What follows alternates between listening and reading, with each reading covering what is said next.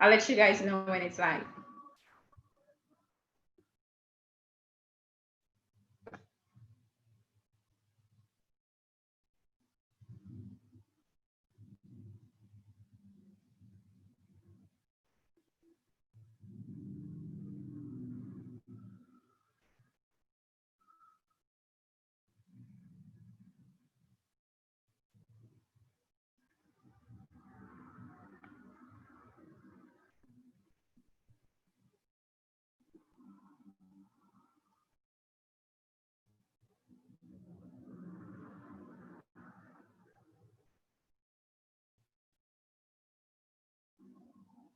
And I forgot to mention, there's just like a 20-minute lag, and we are live on YouTube right about now.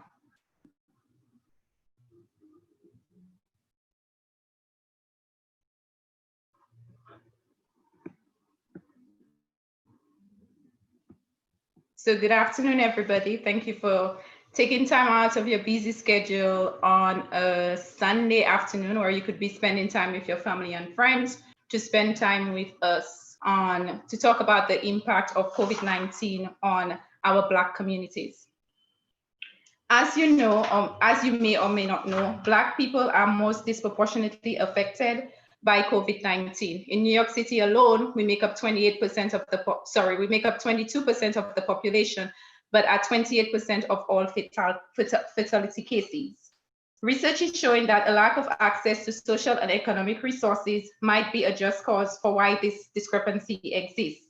Previous research has shown that unmet non-medical health-related social needs such as food insecurity, housing instability, and mental health have significant impact on health outcomes and healthcare utilization. Addressing health-related social needs for Black and Brown individuals and low-income individuals is critical in getting people access to care, which is why today we have brought the esteemed panel to talk about the social resources in the Black community. Today, I will have everyone introduce themselves, starting with Mr. Asher Cunningham. Good afternoon, everyone. My name is Asher Cunningham. I am a member of Community Board 17 here in Brooklyn, New York. I've worked in post-secondary education where I've led work with transfer high schools and led students to get better access to college and many different resources in post-secondary education. I'm also the founder of Young Black Travelers, where we educate young people on traveling and provide them with information on how they can get their trip started, because we feel that young Black faces should be represented in the space of travel like our white counterparts are. That's who I am. Thank you, Asher. Next, we have Dr. Claire Greenford. Hi, everyone. Good afternoon, and thank you so much for having me.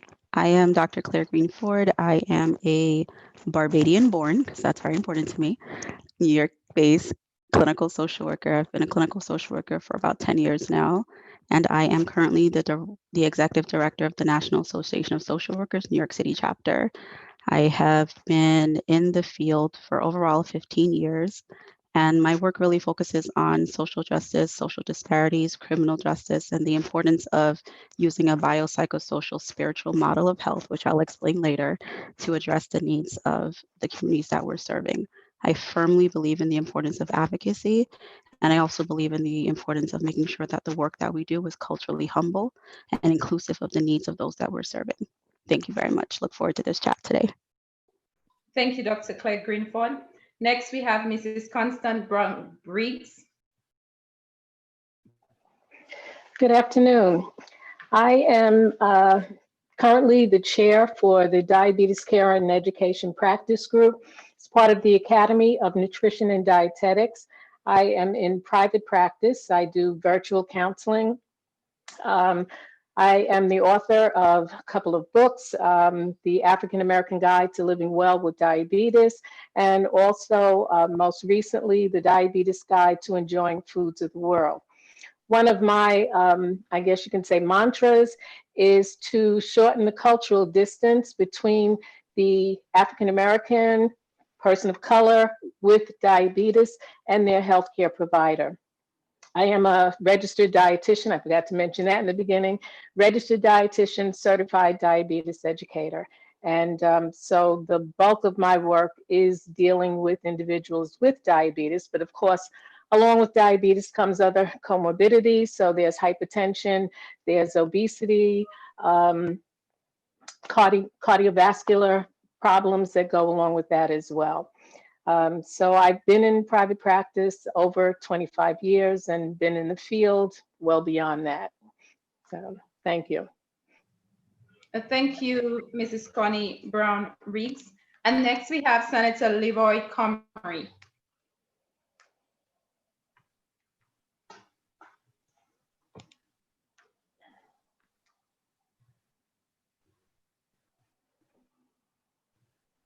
He's on mute.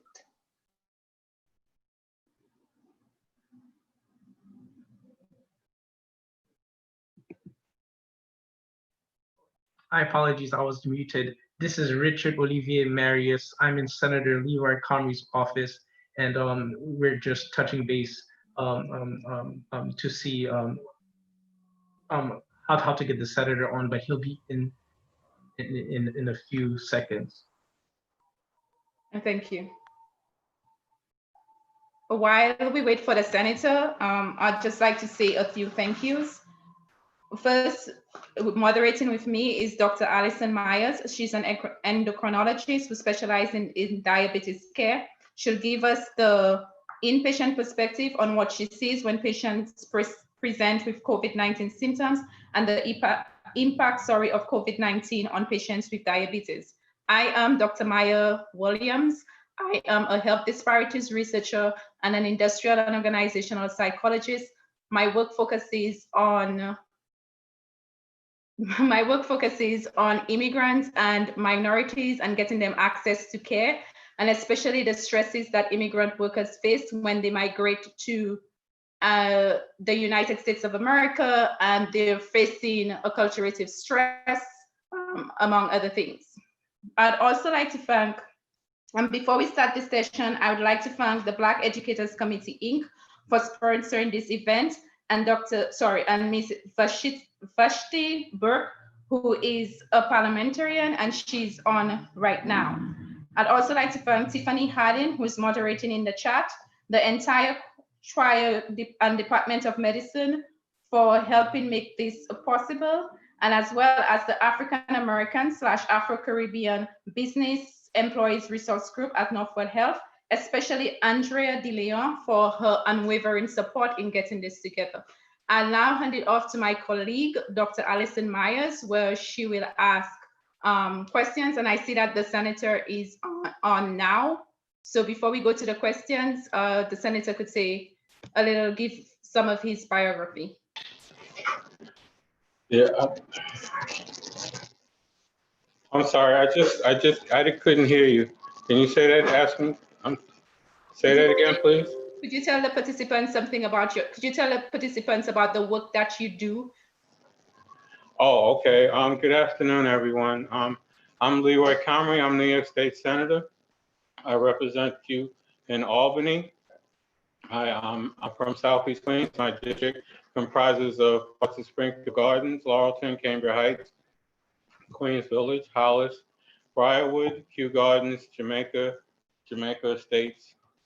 I served in the state senate since 2014. I chair the Corporations, Authorities, and Commissions Committee, which has oversight over, among other things, corporate responsibility in the state, the Port Authority, the MTA, the Thruway Authority, and all of the major authorities in the state. As a state senator, my responsibility is to get legislation done for you on the state level to make sure that your opportunities on the state level are taken care of. One of the things that we've been working on the state side with this pandemic is unemployment insurance benefits. A lot of people still haven't received their unemployment insurance because of many other issues, and that's something that we've been working on. My committee, as I said earlier, has oversight of the MTA, so we're also working with the MTA as they try to figure out how to respond to transportation needs in light of this pandemic. Also, we've been working as legislators to inform people that it's critical that we fill out our census forms and respond to the census. It's critical that we have an accurate count. We had a 40% undercount in New York City area in the 2010 census. We lost 2 congressional seats. And even more importantly, we don't get enough federal dollars to meet the needs of our community.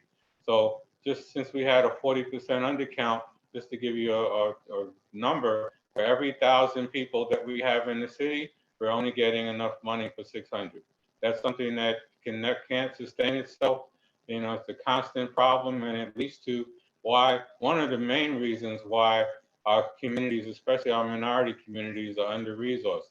Because when you only have $600 to spend for every 1,000 people, it creates an undercurrent of that will continue the fact that we have under-resourced areas within our city, within our state, and with our country. The census was designed to hurt urban cities, but it's important that we have the census filled out this year. It's important that we have a complete count. I know people are hurting right now with all of the unnecessary pain that's going on in our country, the tragedies that are befalling upon Black people every day. But one of the things that we can do to change the paradigm is to actually have a complete census and real numbers that we can get funding from. Right now, my office is also working on a Save Our Seniors program where we're calling seniors every week. That a lot of seniors can't go to senior centers right now because of the pandemic. Senior centers are closed, but they depend on senior centers for their meals.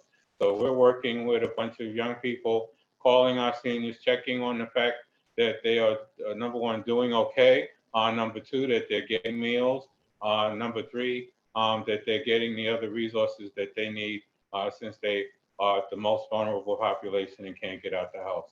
Another thing that we're doing also is linking people to other opportunities to help with food distribution. We're working with about 7 different pantries in there, including the Black Vets, including 100 Soups in the community that are working with people that are actually delivering food to people that are in immediate need. And to essential workers, we try to deliver and work with different vendors in our community that are interested in helping out to help our essential workers at Jamaica Hospital and Queens Hospital, which are the 2 hospitals closest to our community.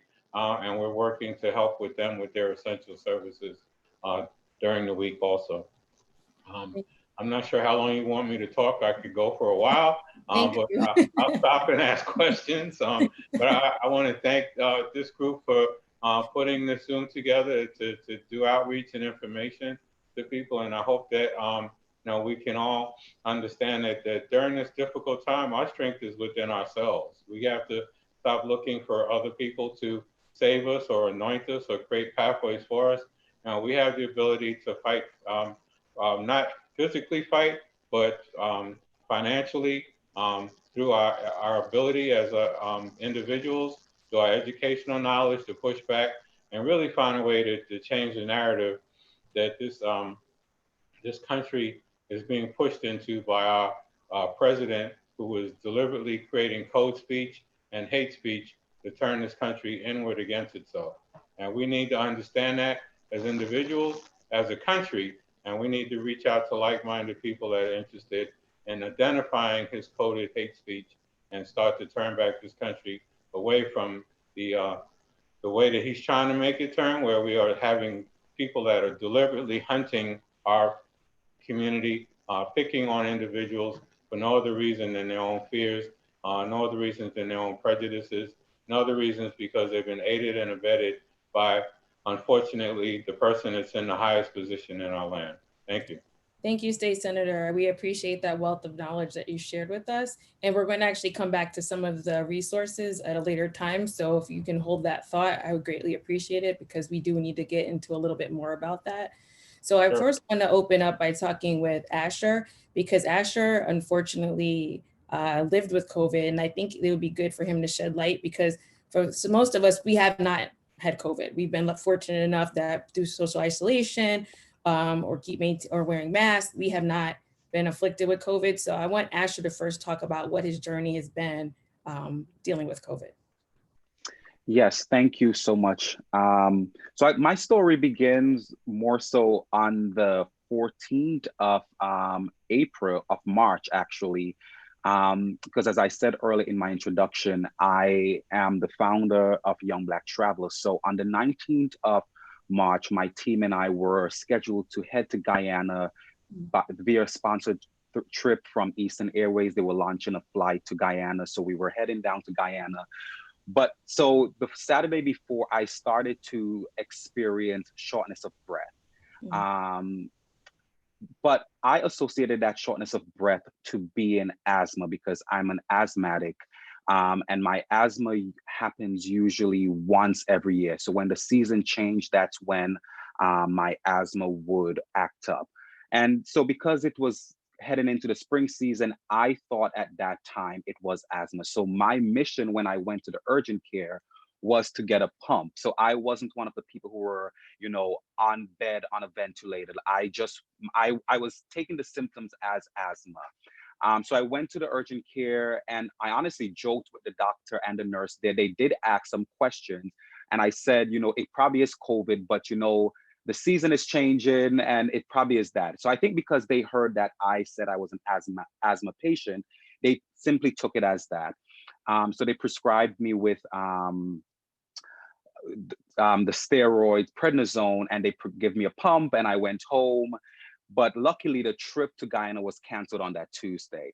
But that Thursday that I was supposed to go to Guyana, so this is about 5 days after the symptoms came on, that Thursday, the 19th, was when I honestly started to feel the flu-like symptoms that everybody talked about. But at this point, I'm still putting it in my head that it's asthma. I was fatigued. I went to BJ's earlier that day, so I came home from BJ's, and I was the most tired I've ever been in my life. I went to sleep, and then I started having the chills and the night sweats and everything. I thought it was the flu at this point, because at this point I'm not thinking it's COVID. Maybe I'm in denial, but I'm putting it off that it's COVID. So the Saturday I'm having my shortness of breath. Now I'm having shortness of breath with the night sweats and all these flu-like symptoms, which I'm saying it's flu. And then, I asked my sister to get me some Theraflu, and I think that treated that symptom of the flu. So a few days later, I felt okay, and I thought that I was good, because I think when I was going through that period, I was looking for the spike in fevers, and that never happened. So in my head, okay, it's not COVID. But after the flu-like symptoms left, um, I started to have some mucus building on my chest. That had never happened to me before.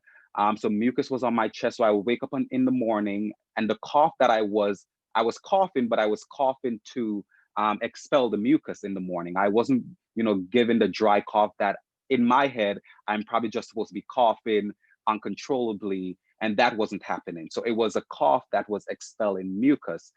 That persisted for about 2 weeks. And then the shortness of breath came back. And at this point, I'm thinking, my asthma usually after treatment of prednisone and the pump, it usually go away. And then, so the shortness of breath came back. And I think this was when I got a little bit worried. And then I started to ask my friends who are doctors. So they're saying that people with asthma are at higher risk for COVID. I mean, I think that I am having more symptoms than usual. What should I do? And I think because of it was mild and everyone wasn't thinking that it was COVID.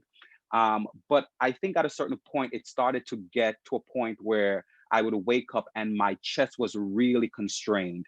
And I'm a Christian, so I sing, at church. And I remember waking up the Friday before, well, actually the Sunday after Good Friday, to do a video for church. And I woke up and it was really hard to breathe. And it was at this point that in my head, something is really wrong, because my pump usually would be working, but at this point it's working for an hour. And I'm using the pump every hour when I should be using the pump about every 5 hours. So I called the doctor, and he started to ask me the questions, but in my head at this point, it's still asthma.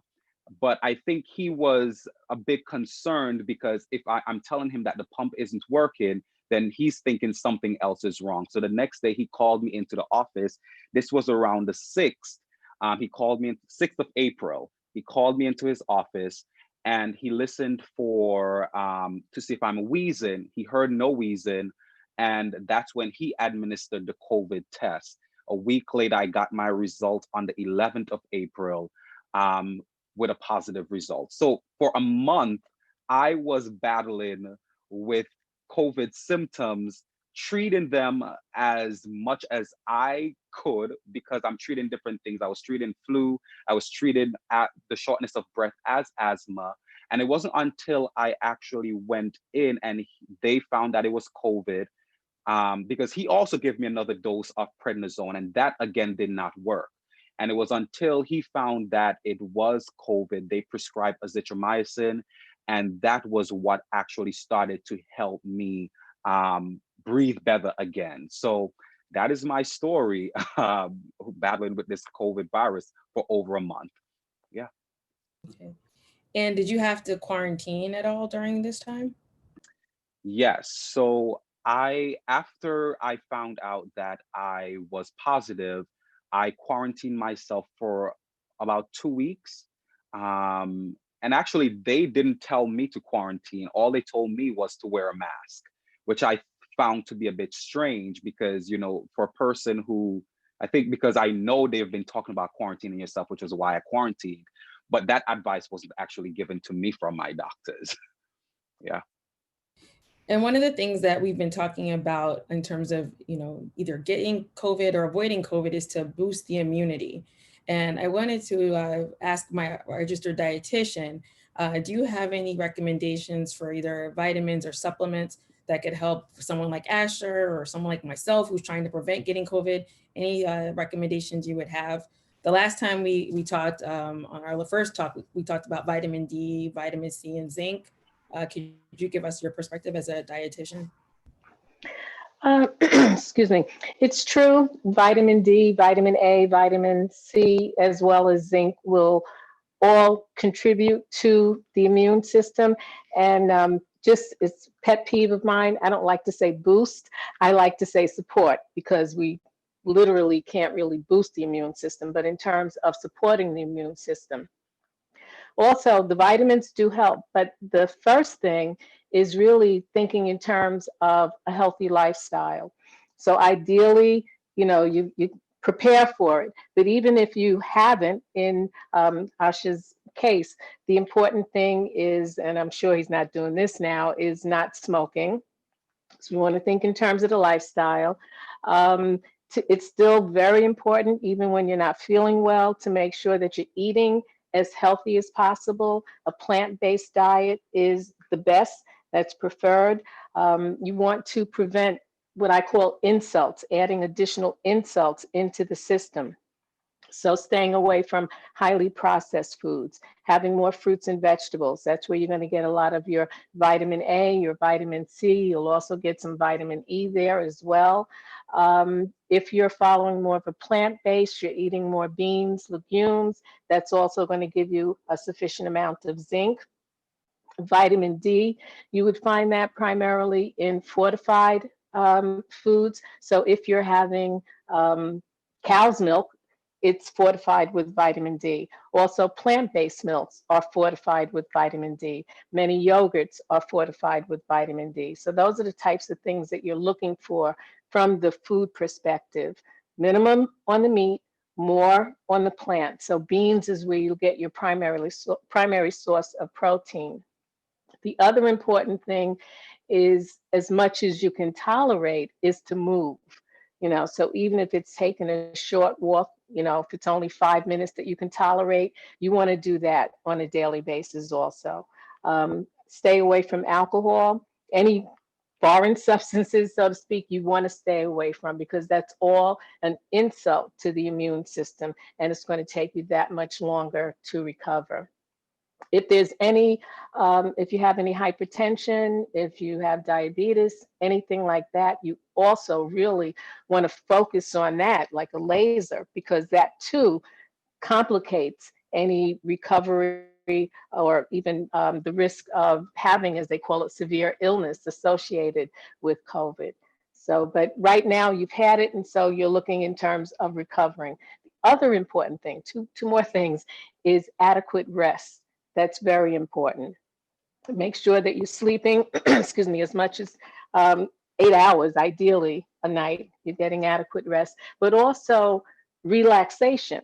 All right. So some people think of rest, the sleep as being relaxation. It's a different thing. So if you mentioned you're a Christian, so if it's sitting and prayer, actually praying for a period of time, meditation, all of that will help as far as relaxing the body, which is different than sleeping. Okay, so those are some of the major things in terms of, helping to support your immune system. One more thing I forgot to mention, very important also, is in terms of protecting yourself from any other infection. So from the food perspective, you want to make sure that, things that are cold should be kept in the refrigerator, not left out on the cabinet. If you do eat meat, you want to make sure that it's cooked thoroughly. And all the other things that you've heard in terms of sanitizing the cabinets and washing off your fruits and vegetables, anything that has a skin on it. So just really taking care to make sure that you don't get any further infection. So we know that COVID has taken a physical toll on people, and I think Connie just pointed out something that's really important, and that's rest and mental wellness. And I wanted to ask Dr. Claire, a lot of our folks suffer from mental illness, even though it's not necessarily diagnosed in our communities. In America as a whole, roughly 7% of the population is dealing with depression. About another 5% are dealing with PTSD. Being home during these times of COVID adds additional stressors on people. So any thoughts about resources or advice we can give to people who've been isolated from friends or family or overwhelmed with being in the house consistently with friends and family? Absolutely. Thank you so much. I think the first thing is recognizing that this is normal. It's normal to be overwhelmed being with the same people over and over again. It's normal to be frustrated with not being able to do your normal routine, and no one's been able to have a normalcy or what that used to be for over 2 months. The human mind is not designed to take that much stress and pressure. Stress is good, but ongoing stress is not. And many of us have been in ongoing stress situations for quite a long time. So I think it's the first thing is just have grace with yourself and understanding that what you're going through is normal. The frustration you feel is normal. The anxiety that you feel is normal. The depression that you feel is normal. And that it's okay to name those things as well. I think so often in our community, we don't say those words. And I know that that comes from a long history of having to hold things to survive, but it's literally killing us as well. So I say physical distancing, not social distancing, because I think there's a difference. We are social creatures. And so there's a unique need that is built into us as we're being formed in our mother's wombs to have interaction. Touch is one of the most important things about being a human. And so we're missing that aspect of it. But you may be around some people that you can hug and especially if you're in community with them in your home. But we can be connected even if we're not physically together. So right now we're all connected and we're using Zoom. And you can be connected through WhatsApp, you can be connected through a lot of things. I think this is also a time to connect with family and friends that we've not been for a while. So if we are able to connect with those family members back home, if wherever back home would be, I'm from Barbados, so back home, every time I think home is Barbados. It's important to be able to connect with people that you typically would as well. Like pick up the phone and call the friends. I know I haven't been able to do any of them, but we've been, they're the soca parties that are happening. That's very important to your wellness, dancing, all those things. You can still throw on music and dance and have fets with your friends and family that way. You can go outside and take a walk, make sure that you're physically distant. I think that that's a really important thing. Vitamin D is really, really important for us and for our mental health as well, not just our physical health. And so if you can take a walk, go outside and take a walk. As Ms. Riggs mentioned, even if it's 5 minutes, and I'm telling you that, I'm telling myself that because hours are blending where, 14, 15-hour days of sitting down, I have to be like, drink water. So, but it's really important that we find those different ways that we can connect. In addressing your mental health needs, I wrote down some resources and I'm happy to give them now, or I can also give them at another time. We have to recognize that our minds and bodies are under assault, right? It is physically and emotionally stressful either going through COVID or thinking you can catch COVID, knowing people who died from COVID. I myself have lost 8 people as of last weekend. And so that's a lot for me to deal with, right? For various reasons. Some people don't know why they've passed away, but the reality is it doesn't matter why they passed away. They're no longer here physically, and that's a lot. I know that the stress of can I give it to a loved one is there as well. After I know that that was incredibly and can imagine incredibly not only physically stressful, but psychologically and emotionally distressing. So I would encourage people that one, you recognize the signs of depression and anxiety, which are basically cousins. Like typically you get depression and anxiety together. They unfortunately are a package deal. Depression can look like a lot of different things. And we typically see on television depression looking like, loss of interest, loss of appetite, or overeating, sleeping too much, not sleeping enough. Those are all true. But the reality is depression also looks like anger, and particularly for adolescents and men. It can look like that, frustration, high levels of irritability. And so I think it's also important to recognize that that's part of it, and that it's okay to say you're not okay. It's okay. That's humanity has to let us say we're not okay. If we're going to tap into the basic levels of who we are, we have to be able to say that and get help. There are resources such as Thrive NYC, and that the hotline number is 1-888-692-9355. So, or 188 NYC Well. That's a really great resource, free resource, 24/7, 365, and 366 in a leap year. You can call and ask for help. Connecting to mental health resources or connecting to anyone. Additionally, New York State, under Governor Cuomo, has created the New York State Emotional Helpline. That number is 1-844-863-9314, or you can go on the Office of Mental Health .nyc.gov to find more of those resources. And I'm happy to share more of those resources as well. But something that Ms. Riggs mentioned, and I want to mention here is as a Christian myself, spirituality is important. And regardless of what you identify as, whether it's Christian, Muslim, Jewish, Hindu, you don't identify necessarily with a particular religion, but you recognize there's a higher source, tap into that. Coming together and being able to address our wellness needs through spirituality is so healing. There's so much research to show the efficacy of prayer in addressing depression and in addressing anxiety and helping neurologically. I love the brain, so I'm always going to talk about neurobiology, but in how it helps our brains to calm down. Breathing exercises are so important. If you can't get out, breathe. Just taking deep breaths in, that literally can help lower your blood pressure. It can help create calmness in your body. Sometimes sighing, just sigh. If you all sigh right now, you cannot sigh without automatically having to breathe. So you're pushing oxygen back into your body. It's impossible, right? Like, I now have to breathe to talk. So I'm putting oxygen back in my body. All these things are so connected. And I'm so grateful that we're having this conversation, because there's such a connection between our physical health and our mental health. And I think particularly in our communities, we don't recognize that. And I think oftentimes it's because we haven't been able to acknowledge it. So that's my take for now. So I know there are other questions that will come up, but I'm really happy to be here and happy to answer more questions later.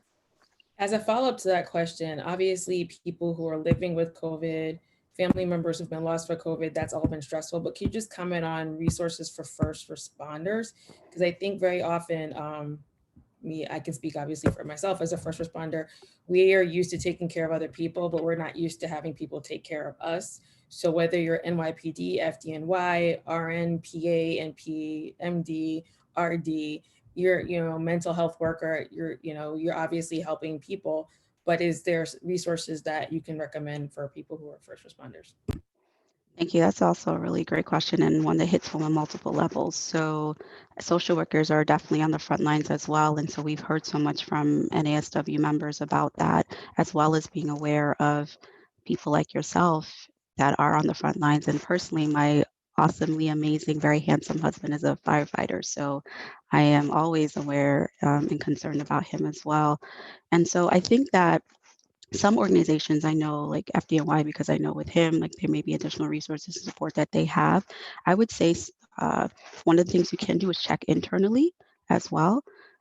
In your organization, what resources may be available. I saw a story this weekend that Kings County Hospital was providing support for their staff members through art therapy. And I thought it was amazing. It was on News 12. And like, they had piled up boxes, and if people needed to go punch it, they punched the boxes. I very much believe in punching therapy, punching boxes, inanimate objects, not anything alive. Want to make that caveat. I think that that's really great. Art, I love art. And so being able to paint, singing, whatever those things are helpful. So are there resources within? Because I know one of the biggest things is you feel like you can't leave. So you're in this space and it's like, I need to check out, but I can't check out because there's less staff here, and the sense of duty to help.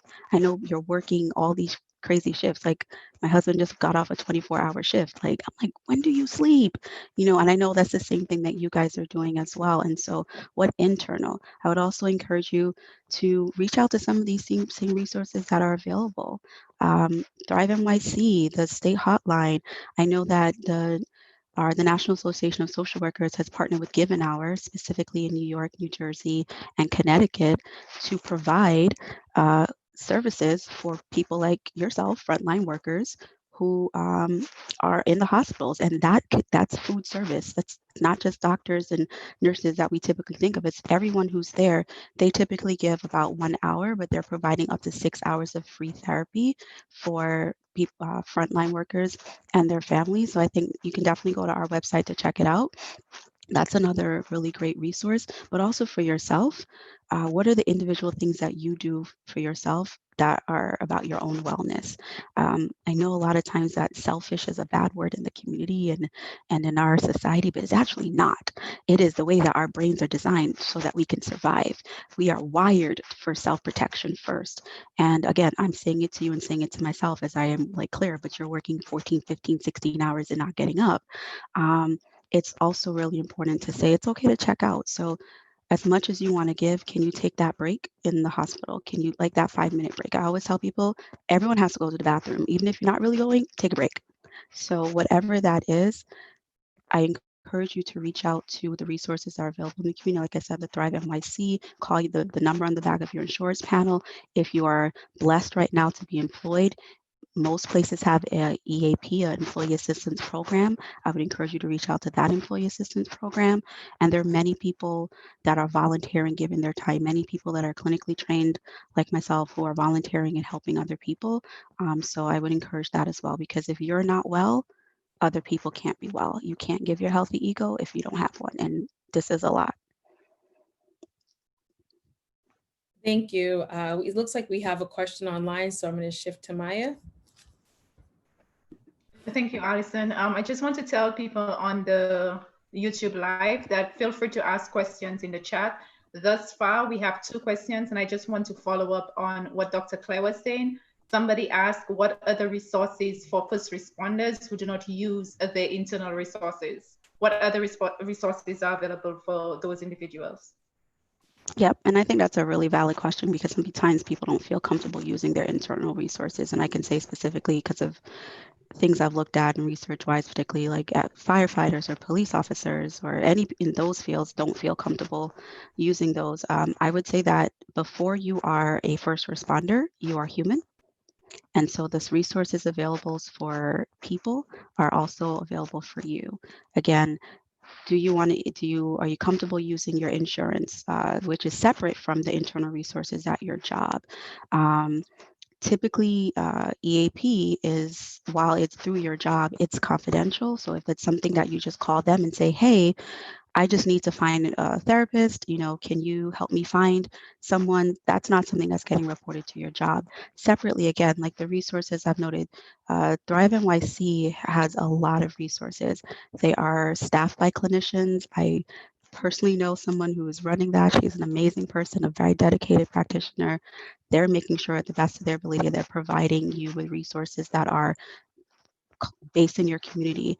I would say that A colleague of mine, Dr. Florence, she runs Global Trauma Research Institute. That's in Brooklyn. They very culturally humble practice and approaches. So I would say like looking for places like that, but also reaching out to your networks. Like people know people.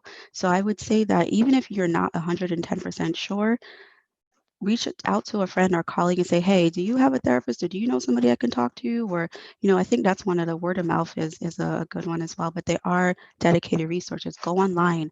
Google is our friend. So you can Google mental health resources in New York City, mental health resources in Brooklyn, wherever you live, or wherever you want. There's a teletherapy is something that I can proudly say as the National Association of Social Workers Executive Director for New York City.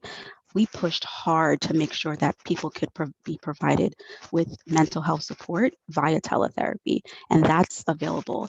I am grateful for the support that I have with our chapter lobbyists, but we worked hard because we were saying people need access to mental health. So let's override the way that our insurance providers are. Let's supersede this and just get to humanity. So that's really available. If you're not able to go somewhere, which many of us are not, teletherapy is just as supportive and helpful, and I encourage you to use that.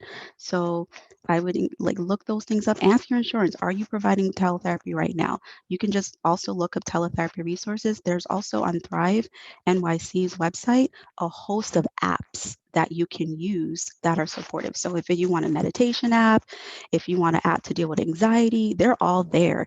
And because everybody doesn't want to talk, you want to text, you want to just go on an app, you can do that as well.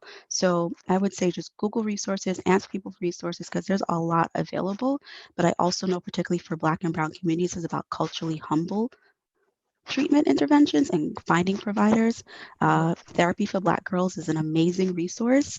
It's not only for Black women, I just want to be clear about it, but Dr. Joy, who created it out of Atlanta, that's the name of the organization. There are those resources that are available, and I would encourage you to look those up because it is so important to also have support where somebody understands you. Yes, thank you, Dr. Claire. That was a wealth of wonderful information. I wanted to bring the state senator into the conversation about resources because not only is mental health an issue for our community, but obviously financial health has been a problem because unfortunately, there's a disproportionate number of Black and Brown who have low wage jobs. We've also been dealing with unemployment. And I know I've spoken to some of the people in your office and they say that's been a big problem in Southeast Queens. So I was just hoping you could comment on first, for people who are working who have to file for unemployment, how they should go about that process. And then secondly, for our small business owners, how they can go about getting the resources that they need. Sure. First, I just want to congratulate Dr. Green. That was very thorough and expansive presentation, but she didn't promote herself in that. What kind of, does she provide a service and where can she provide a service? So I just, I think a lot of folks from listening to her would want to reach out to her as well. So, we got to let folks know where you are now. If you have do you do appointments or what kind of services do you provide individually, Doc? So that's the thing God has been pushing me into that I haven't done yet. Okay. So I don't do direct practice right now. And I think being in the space, I know it's something I will do, but I'm recognizing my own trauma and pain that I'm in right now and making sure that I'm well so that I can be there for people. Oh, okay. Well, thank you. But it was an excellent presentation, and she definitely laid out all the key places that people could go to. For the unemployment, the pandemic unemployment assistance program is still live. You can go online to the New York State website and apply for unemployment. It's a lot faster now. I know that they had some long delays in the beginning as the Department of Labor program, their systems, their personnel were woefully inadequate to deal with the pandemic. The impact of over 1 million people in New York State applying for unemployment truly blew out all their systems and created a real backlog. But now you can get online faster. You can apply online if you're having a problem. You can reach out to my office. My office has been open virtually throughout the pandemic by phone and by email or through social media. You can reach out to my office. You can reach out to me on my phone number is 765-6359. And you can email at info@leroycomrie.org. info@leroycomrie.org. And we can make sure that we can walk you through doing the unemployment application to make sure that that is put through. We can help you with making sure that the if you haven't received your first stimulus money and you are qualified, we can work with you with connecting you with the federal folk on that as well. And in addition to those who wouldn't qualify for traditional state unemployment insurance, there are other opportunities through the Pandemic Unemployment Assistance Program. So we can make sure that you are working to do all of the paperwork necessary to qualify. For a business, there are still opportunities for businesses to, if you have a small business, you can take advantage of the federal Paycheck Protection Program loan. There's still money out there because due to the pushback on large businesses such as Starbucks and some other large businesses, the money has come back into the program. And you can apply for it, and I would advise people not to apply with the larger banks, but to apply with the smaller banks, such as uh,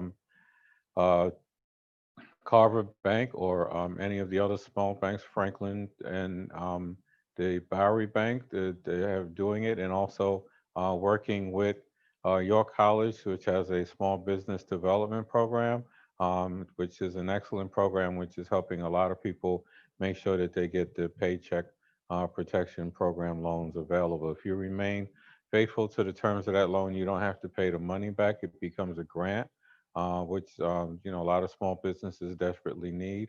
And we're also working with small businesses as they are trying to figure out how to get ready to reopen, because as the governor said that we're working towards a June 8th reopening. So we're working with small businesses to help them with their post-pandemic preparations to make sure that they can do social distancing as much as possible. We're aware that in our communities, a lot of businesses are so small that it requires that they queue on lines outside, and that they post information so that people won't come into the restaurant, because if you have more than 4 people in the foyer of the restaurant, or mostly takeout places, it becomes a problem. So we're working with businesses to help them as they try to figure out plans to make that happen. There are also other federal and state programs that are active to businesses. I would invite you to look at my newsletter. We send out a COVID update every other day. The governor's office as well sends out an extensive letter with links to all of the programs that are available. It's way too many to list to you now. I invite you to look at our newsletter that we put out on our website, or just again, if you want to get on our newsletter, which we send out to give people updates about everything that's happening in the community and all of the federal and state programs that are available. You can email me at info@leroycomrie.org. Okay, thank you. And you were touching upon restaurants and food services. And I think that's so important because for a lot of our restaurants in our neighborhoods, they tend to be takeout, not sit down restaurants. And like you said, the entryways are small. And I can say that because I went to a Jamaican restaurant yesterday, and there's probably space for not even 4, but 3 people to get food at one time. One of the other issues we've been having is food insecurities. So yes, our restaurants may not be getting the businesses that they're accustomed to, but also people are having less access to food. Even before this pandemic, roughly 1.2 million people in New York City were dealing with food insecurities. And majority of the food insecurities in the state are absorbed by New York City. So if we are dealing with people who already have issues accessing food, followed with the fact that people are losing their jobs or they're underemployed, how are people supposed to get access to food during these times? So I would like to pose this to not only State Senator Comrie, but also to Connie. If I'm on a limited budget or I'm on SNAP, how am I going to afford to eat nutritious food when it's so much more expensive in New York City? Well, again, the city has expanded their food outreach program. If you call 311 and tell them that you need to find a food pantry, or you need to get food, a grab and go meal delivered to you because you are homebound, or you have a condition that prevents you from going outside, or simply that you are under quarantine or self quarantine, you can get food delivered to you through the city through 311. They've expanded the program again. There are food banks that are available at Grab and Go that's available at almost every school in the city now. We have a list of schools within District 14 that's on my email blast that I put out every day, but it's also on the mayor's and the website as well. If you go to newyorkcity.gov or newyorkstate.gov, you can look up the places that are doing food distribution that you can go pick up every day. There are also food pantries that are working through God's Love We Deliver, and the the largest food network in New York that are delivering mostly through the veteran homes. A lot of folks don't know that our veterans have truly been stepping up and volunteering in different areas to do food distribution, and there have been a lot of food pantries that do exist and have existed for a while in and out throughout the state that are delivering food as well, and or not delivering food, but have food pantry days where they are available for you to go and pick up food. No one should be without access to food. If you call 311, or again, call my office, 715-718-765-6359.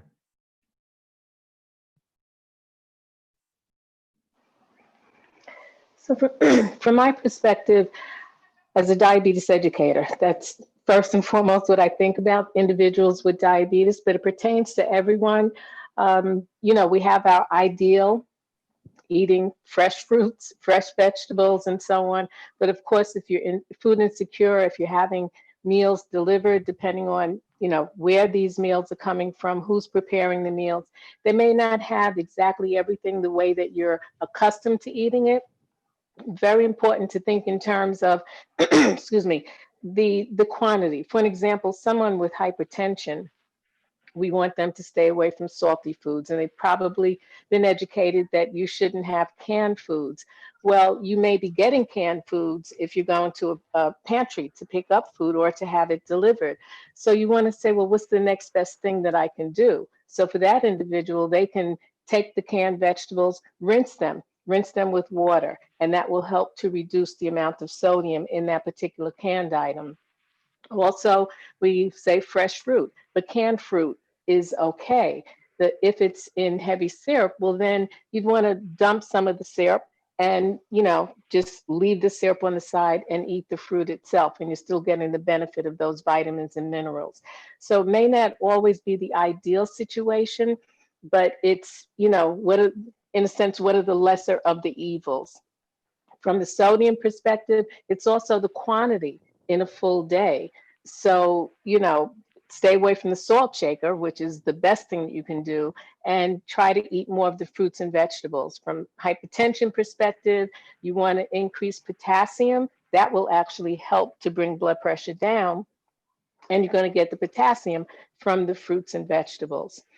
The other important thing in terms of the person with diabetes, I know a lot of those meals tend to be carb heavy.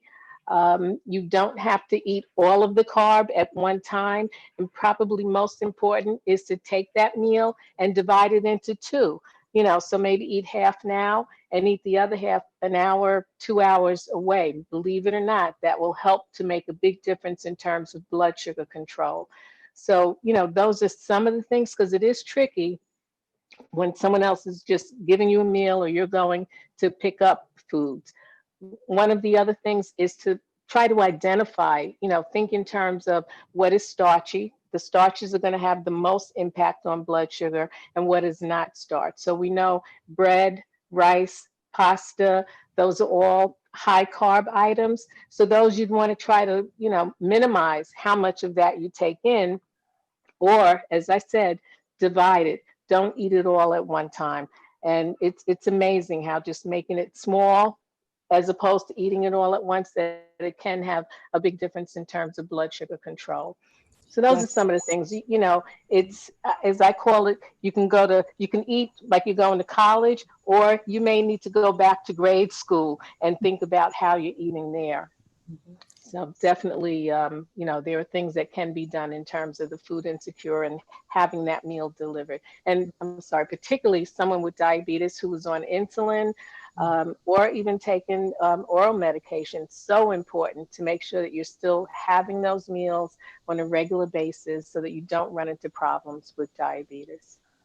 Yes, and for my island people, you can double up on your cabbage. You don't have to get all the rice. That's what I always say. Exactly. Double cabbage, low on the rice, and give me my plantains. But we have a That's it. question online now. Back to online, Maya, I'll change it over to you. Thank you, Alison. This question is for Mr. Asher. The individual asked, did you ever feel or worry about being stigmatized or having had COVID-19? Good question. I actually never thought or worried about being stigmatized. I know it's a big stigma in our community, the Black community, now that, and globally, to be quite frank, now that this is a new virus, but I never worried, which is, and because I never worried, I actually released a YouTube video detailing my story on my COVID journey, because I honestly felt that the community needs to talk about it. And there are people who also were battling with it who would have never said anything. So when I actually went through my journey, I think I was probably the only one I knew at the time who had it. And then I released a video, and then a few other people came out and started to talk about it. So I think if we start to talk about it within our communities like we're doing now, it would help so many more people overcome, and we would learn so much more about the virus and get over. But to answer that question, I honestly never worried, because I'm one who believed that education is a good thing, and education through experience is probably one of the best things. So which is why I share my story. Yeah. Oh, Ms. Khan. Yeah, I just wanted to say I think it's also I congratulate him for making the YouTube video and sharing, because so often, you know, I hear people talk about all the dismal outcome, the death and the Yes. dying. And so it's so important for them to see someone that has actually survived, has gone through, and is here to talk about it. So that also helps to, you know, give that individual, give others hope that they can be on the other side of it as well, if they happen to have it.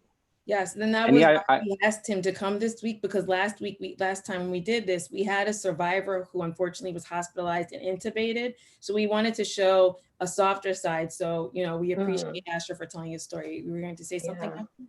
Yeah, I was going to piggyback off that point, because again, most of the stories I had heard were negative stories. So again, when I had the virus and in the beginning stages, I was honestly worried. But I think positive stories that people are overcoming this virus, and actually about 80% of people are surviving with the virus, is important for people to know, because most of the world probably thinks that you get COVID, you're going to die. They think that it's a death sentence. So that's why, honestly, I'm not afraid to tell this tale. Yeah. So I'm going to go back to Maya. We have another question online. Actually, we don't, Alison. I was going to mention about Anthony Roberts, which we had the last time, and whose story is totally different from Asher. And I just want Asher to know that his story is definitely resonating with people, because I'm getting a lot of texts about who's this guy, and I want to know more about his story. So thank you, Asher, for all that you do and for not being afraid to tell your story. And I think it's good definitely to highlight the positives instead of the negatives, because as we could see in the media, there's a lot of negativity going on, and we want to highlight that's not all what it is about, and let us just keep highlighting the positive stories. And I think that's important. So thank you very much. Yeah, absolutely. And I think the other unfortunate thing is that this disease has disproportionately affected communities of color. You probably saw in the New York Times recently, the top 3 neighborhoods where you had deaths from COVID were Starrett City, East New York, Edgemere, Far Rockaway, and Flushing, Murray Hill. And we know these are areas that are predominantly Black and Brown or in the case of Flushing, Murray Hill, predominantly Asian. So, you know, that does lead to some despair. So Asher, your story here has been very helpful. And I think another thing that we'd be amiss if we didn't discuss that's been impacting and affecting our community are the protests that are going on around the country in terms of what's been going on in Minneapolis. So I want to start with State Senator Comrie. If you can shed light on what's going on the legislative level to address some of the injustices that have been occurring around the country, we greatly appreciate it. On a state level, we have been working for a while to do a package of bills to make prosecutorial misconduct and police misconduct more transparent. Article 50A. We were close to getting it passed last year, where there's a new fervor that will happen over the next week or so, where we're pushing the governor to get it passed, to also do a series of other things to make sure that the police are more transparent in their actions and interactions with the public. You know, we need to understand that what's going on, you know, as I said earlier, is a national problem. It's being aided and abetted by our president, who is using coded speech and divisive language to create a separatist country. But on a local level, on a state level, what we have to do is to work with our young people, work with our people that are frustrated, give them an opportunity to vent and to protest peacefully, and support them in their protests when they're protesting peacefully, and to ferret out those folks that want to just commit destruction for the sake of creating chaos. So, you know, we have to make sure that we do everything necessary to create those opportunities for our folk to figure out a way to protest in a positive manner, to do things that are necessary to show their disgust with what's going on in the country. And we're working to do that. So the Black, Latino, Asian Caucus of the New York State legislators are working on some things. I've talked with my counterparts in the New York City Council. You know, we're all fed up with every time we try to put together a package of bills, the police department and other folks say it's too much. But, you know, we're now at the time where we have to get the police to understand that they have to be transparent in their actions, and they can no longer hide behind the blue wall of science or technicalities as to why a policeman's record cannot be given to the defense or to the public when an incident happens. You know, why does it take, you know, last year we were able to do some things to create opportunities for people to not get caught up in bail, which was historic in New York State that we were able to do. Now we're working on other bills now to create easier passage for people that are even incarcerated long term to be able to have their cases heard quicker. So we're working on a series of different things to try to create opportunities to free up the legislation, to free up the courts, to make it easier to have, if you are arrested, to get out of jail quicker. You know, we did, and also to do things that create opportunities for people that have long-term problems to get help, to seek sources for people to get them reclamated. One of the things that we're doing with the JFK redevelopment is a second chance program for people that have been incarcerated to be able to get jobs in the redevelopment of JFK. Unfortunately, with the airports being frozen right now, that, you know, there's uh, that's not moving forward like it should, but hopefully we get back to a normal, and the airport reconstruction, which will naturally happen because with technology, with, you know, the need to consistently upgrade to stay competitive, the airports will consistently be evolving, and then now the types of jobs that will be needed at the airport with the new social distancing rules will change and evolve as well. So there are plenty of things that we're doing. You know, please go on our websites, look at what we've done, and look at what we're planning on doing. And over the next day or so, you're going to see some real pushback from all of us that are minorities in the state legislature, pushing the governor to repeal 50A, which is the major piece of legislation that's holding up the way that police do reporting of incidents that happen in the history of the incidents that they've had as police officers. And can you comment on what we as everyday citizens can do? Obviously COVID is still an issue. So for some of us, protesting in the street may not be the safest thing for us to be doing right now. But there's some things such as calling the DA's office, calling our local government. How would you recommend? Unfortunately, you don't always answer the phone, but Right. what are some of the things we can do? Letter writing that some of the young people can also do besides just protesting in the street? I'm sorry. The three critical things that people can do. Number one is to, if they want to protest, go protest. I'm all for positive protests, but do it in an organized manner, do it in an informed manner so that people can assist you. We're more than happy to assist anyone that wants to do a protest. There was a protest earlier today on Jamaica Avenue that went coordinated well, and it was a peaceful protest. Of course, there are always some folks that are going to try to splinter off and create chaos, but those were contained. Fortunately, people in Southeast Queens understand that we don't want to destroy our community to protest, but we want to find ways to protest in a positive way. I would say the first thing we need to do is to pray, to focus on how we can think of a positive and substantial way that we can get this done.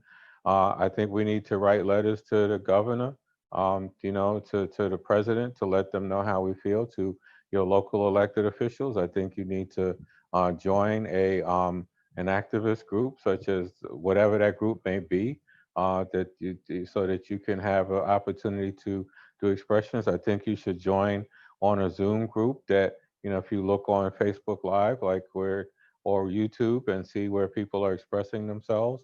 I think that, also people should, find other ways to volunteer to do and get active in political campaigns. We have a national campaign that's coming up. We cannot afford to have 4 more years of this guy. Folks that live in, Arkansas, did you have friends in Arkansas or Colorado or Wyoming or Florida? Well, we got to get them activated to go out and vote, and to vote for a candidate that will not walk around and continue to do hate speech and coded words. Now, I go back to the census. We have to fill out the census forms, because those numbers are power. Everything that we do is tracked. Our cell phones are tracked. Our buying habits are tracked. Everything that we do is tracked. The number of people that are actually in New York State is an important number for us to get the resources that we need. So if they want to get active, they should go and get on the mycensus2020.gov and say they want to be a census volunteer, and make sure that everyone in their community is counted. That's just some of the ways that we can get people to use their time and effort. But I think that definitely one thing that everybody should do right now is to find a group where they can express themselves. Right now, we elected officials have, I had a internal meeting with my office on Friday because folks just wanted to vent. They wanted to understand where I was. People need to talk this thing through. There are other groups that are on Facebook that are doing this every day. Find a safe one to do it. Come volunteer at my office. We're doing plenty of activities. Go volunteer at a helping a group that's doing things in the community.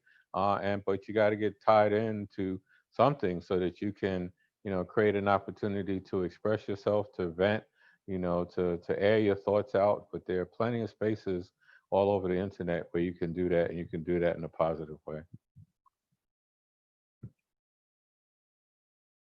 Thank you. Thank you. Maya, you had a follow-up question? Yes. Somebody in the chat asked, can the community boards, it says, can the community boards be brought to assist with the policing of the police? Can the community boards be brought to assist the policing of the police?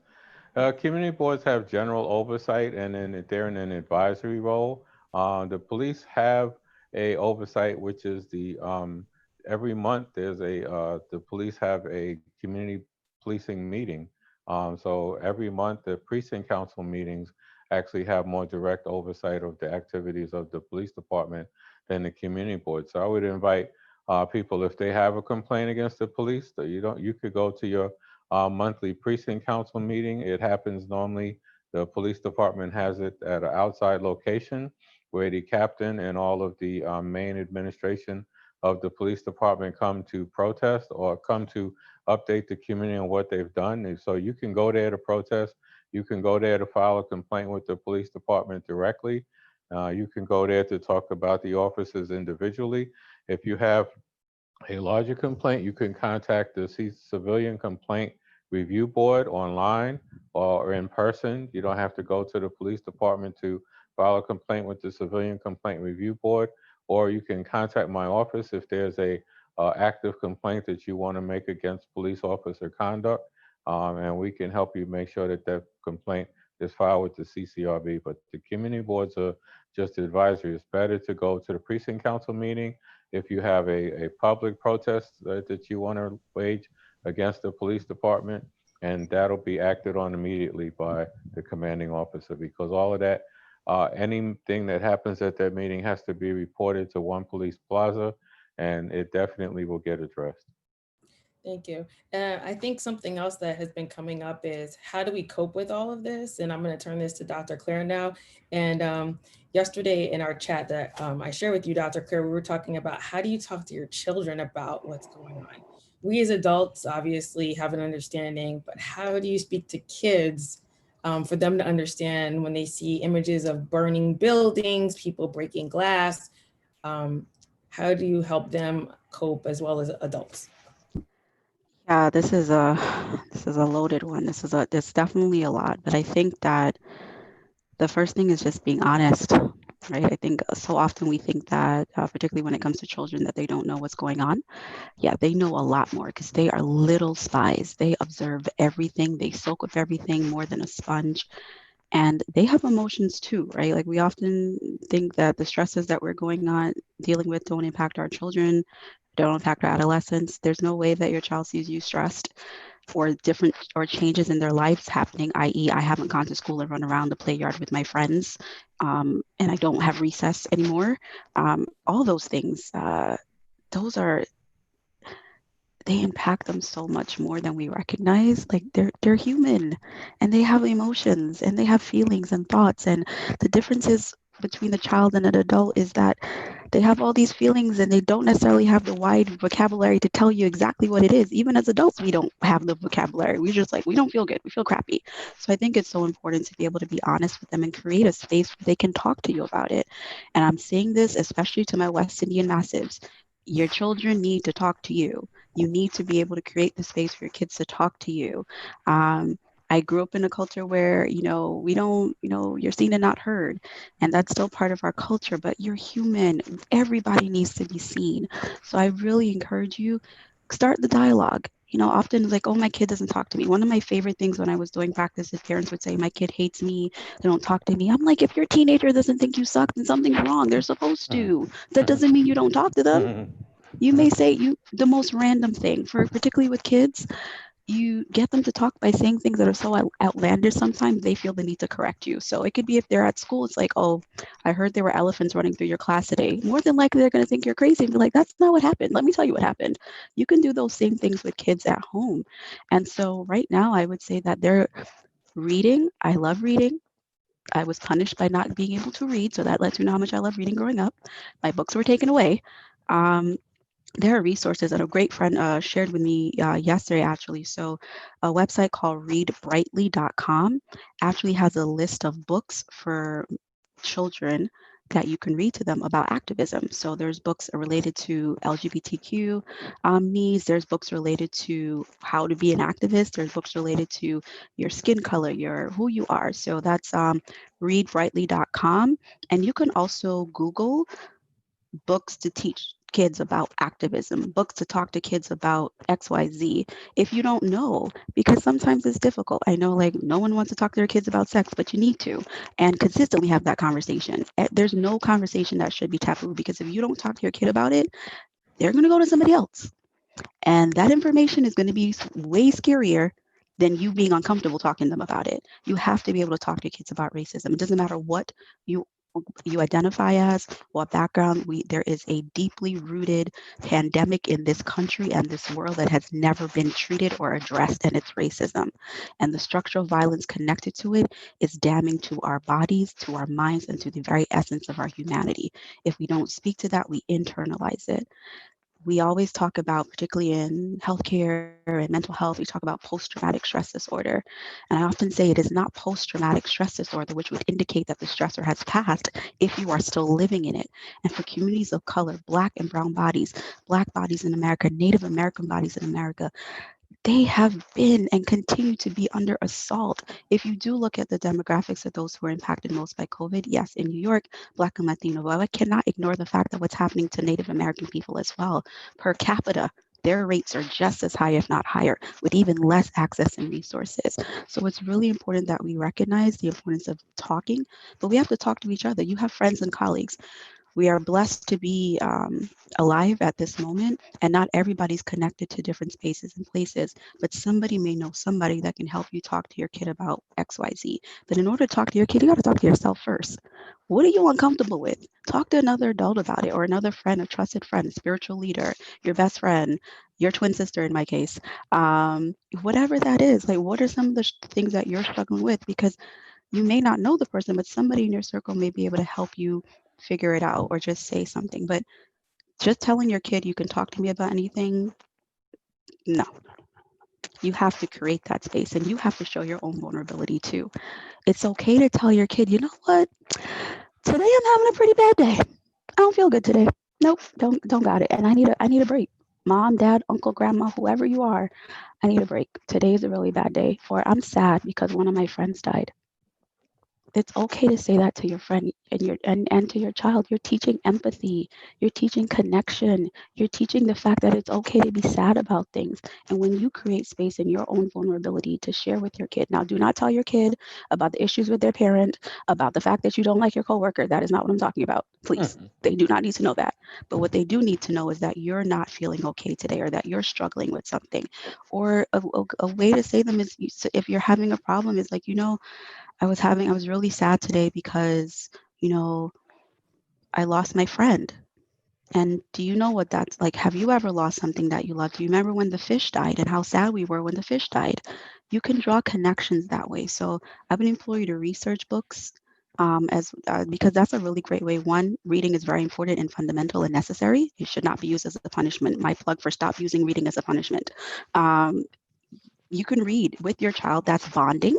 So you're creating a time with your child to bond, and then you're giving them education. Those things are invaluable and so necessary. Like I said, that we have to recognize that this is very traumatic, and trauma and the psychological damage that comes to our minds as a result of the ongoing assaults on Black and brown bodies is a lot. It's why we have higher incidences of infant mortality and maternal death, 3 times higher in America for Black women than white women to die. This is supposedly a first world country, and we are dying in childbirth. That doesn't make sense. It's years of divestment. It is years of structural violence. It is years of not recognizing the social determinants of health, where what you eat, access to proper nutrition, access to proper health care. So if we deny those things, which we have done for so long, we continue to internalize this oppression, and it's making us sick, because we also have higher rates of depression, anxiety, bipolar disorder, schizophrenia, schizoaffective disorder. I could go on. We have higher rates of those. We're dying younger.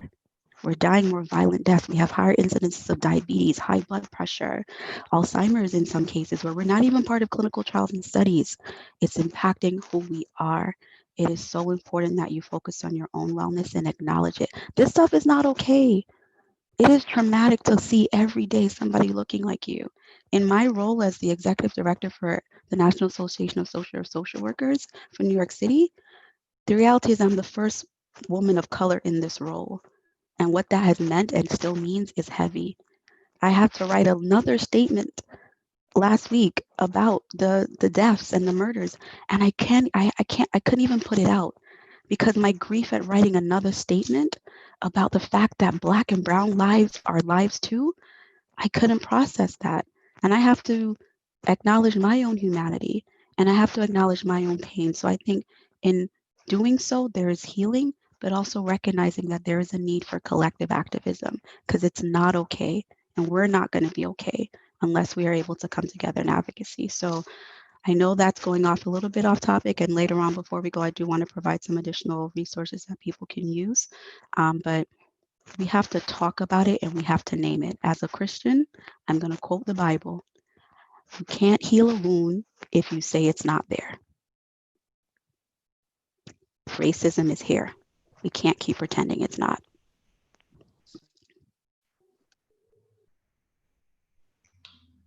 Thank you, Dr. Claire. That was very deep. I do have a follow-up question for Dr. Claire as well as one for the senator. Dr. Claire, you mentioned that you were born, raised in Barbados. I am a fellow St. Lucian as well.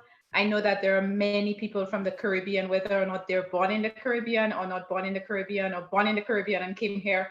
Each and every single, the point I'm trying to make is each and every single one of us have a Caribbean background. And I know even talking to my family members and my friends, it's kind of hard coming up from the Caribbean and being able to be now here in America and seeing all of that, all of what's going on. So what advice would you have for Caribbean people on how to, talk about what's going on and talk about what's going on in a way that's not separate from the pain? Because at the end of the day, I think we're all in this together, but sometimes it comes out as, it's them versus us. And because we don't know how to cope with it at the end of the day. So what advice would you have for Caribbean people on how to talk about this and how to cope with everything that's going on? How to talk about the race issues and COVID and all of that, or like specific? Okay, so I would say that Sorry. like we look the same. Yes, that's true. We do look the same. And especially, I know that a lot of us in the Caribbean, we're experiencing a lot of pain because we're seeing what's going on in America, and we probably have family and friends who are dying in America and we can't get to them, or we have ourselves have family and friends who are dying in the Caribbean and we can't get to them. And there's a lot of death around us and we do not know how to cope with all of this death. We do not know how to cope with the tragedy that's going on. So what advice would you have for us in terms of how do we heal and how do we cope? How do we how do we keep the memory of our loved ones alive?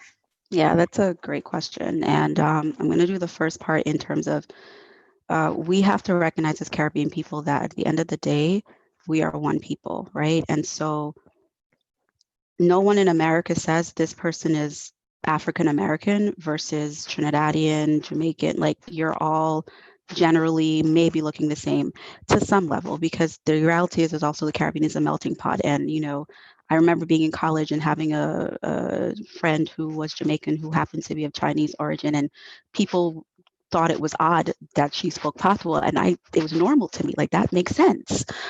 So I think it's recognizing that we are one and we're not different, and our experiences are very similar. Because the reality is, guys, some of the zip codes that are hardest hit are predominantly zip codes with us, Caribbean people. Flatbush, mostly West Indian. Very heavy hit in this pandemic. It's nothing to do with what country you're from. It's really the socioeconomic statuses that we're in, as well as years and years of divestment. So that's that. In order to address the sense of loss. So as a people, we typically grieve communally, right? And that's gone. Going to a funeral for a loved one in April, it was Zoom meeting and we were physically there, but only 10 people allowed, and you were not allowed to go to the final resting place. That's so hard because there's such a piece that can be given in being able to say a final goodbye.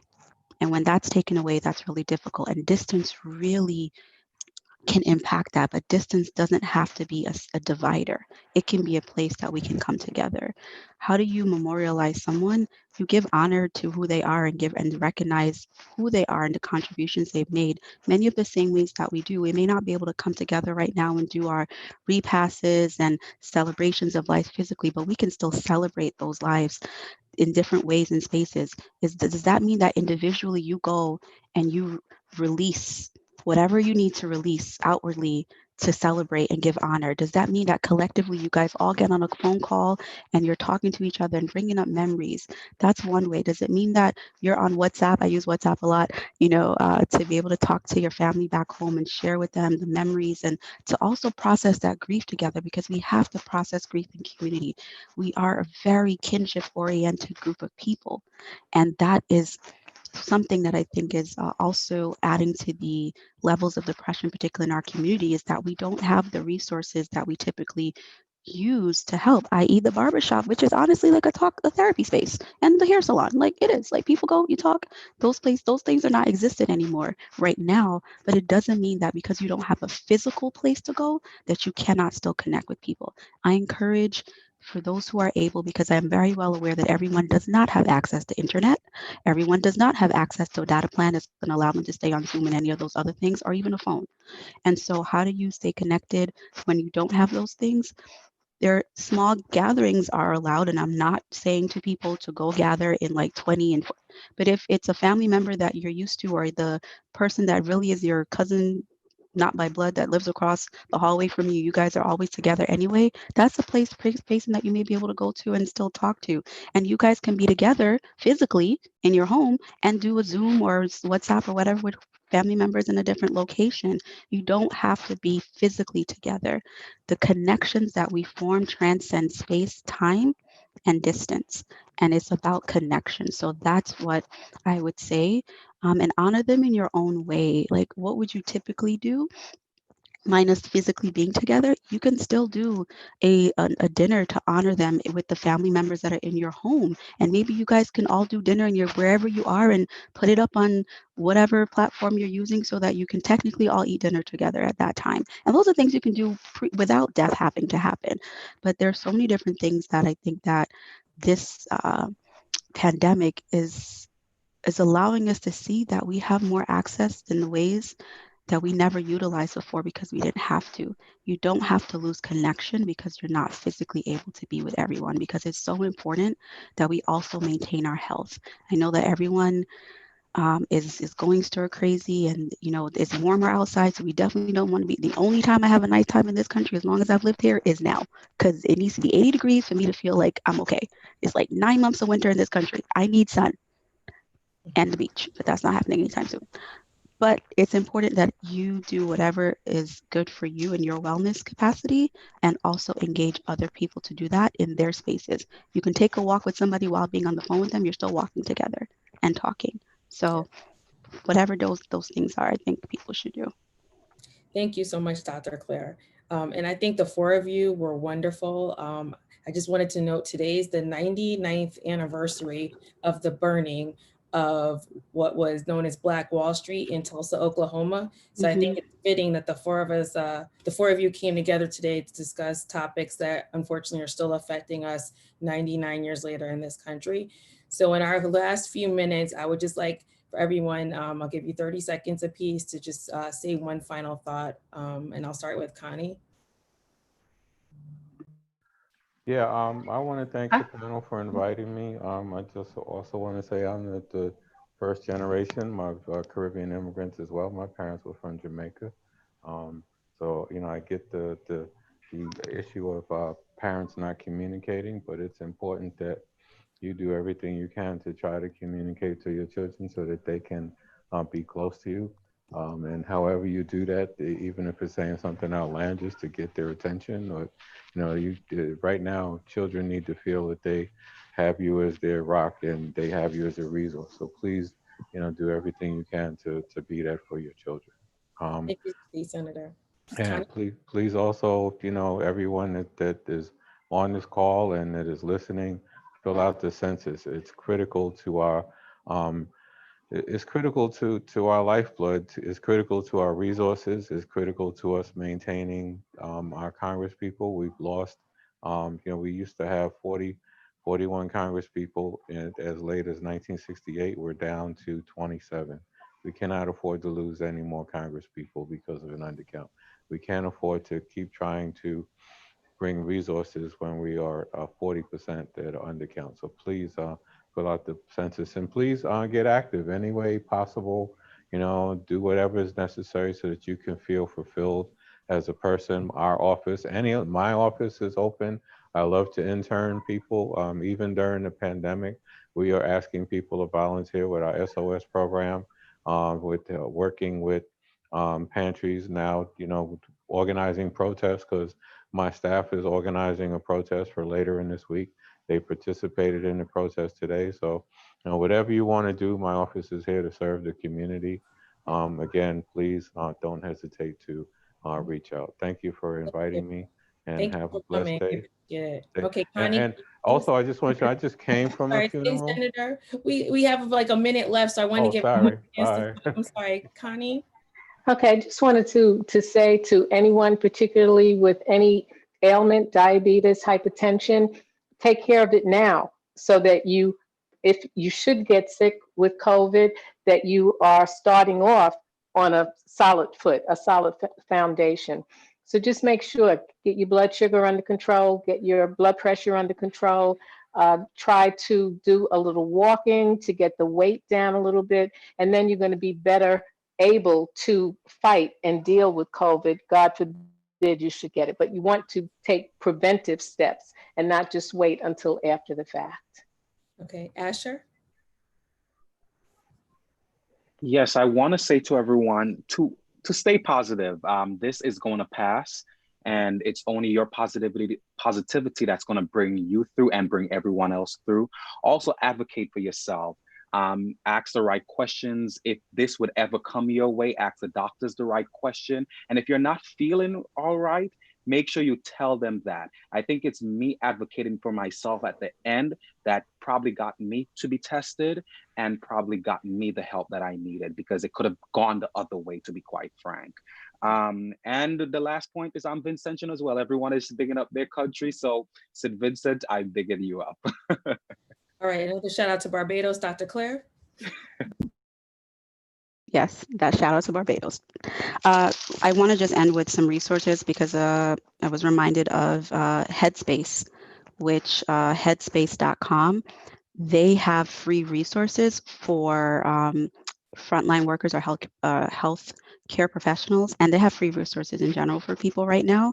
And also, whether you're employed or not does not matter. Just want to be clear about that because that's a real issue for many people. So I would want to say that. And also, one of the things that I didn't touch about was that the reality of this is that depression can happen. And so there's suicide prevention hotline, and that number is 1-800-273-TALK or 1-800-273-8255. And substance misuse is also on the rise as people are home and overwhelmed. And so the Substance Abuse and Mental Health Services Administration, their helpline is 1-800-662-HELP or 1-800-662-4357. Thank you so much for this opportunity. I would love to be able to connect with all of you and continue to be well and know that in this time where we may be told we're not valued, there is no one on this planet that is or ever will be created that is as magnificent as you are.